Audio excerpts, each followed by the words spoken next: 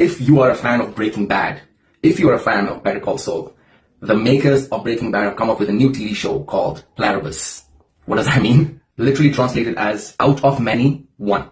Whatever that means. Right, okay. A little bit about the show. The show is a depiction of a post-apocalyptic scenario wherein some sort of a technology radiating out there in the atmosphere since billions of years has just been tracked by the scientists.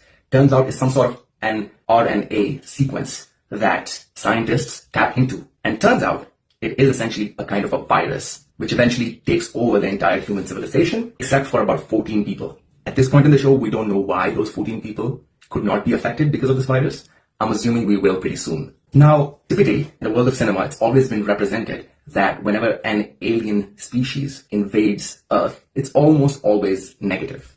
But in this case, turns out the invasion of the species leads to everybody becoming sort of one.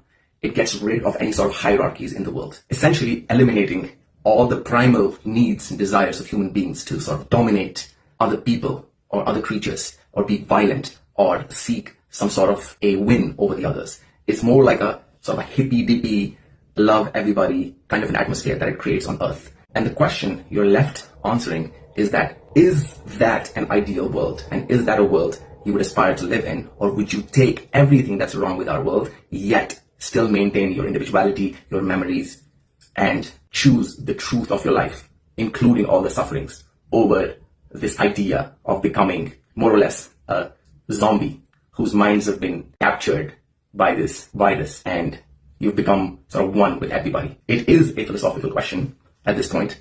One we can understand a little bit more once more and more episodes of the show are released. But even though I'm not a fan of science fiction, this has really intrigued me. And guess what? I might as well give Breaking Bad a shot.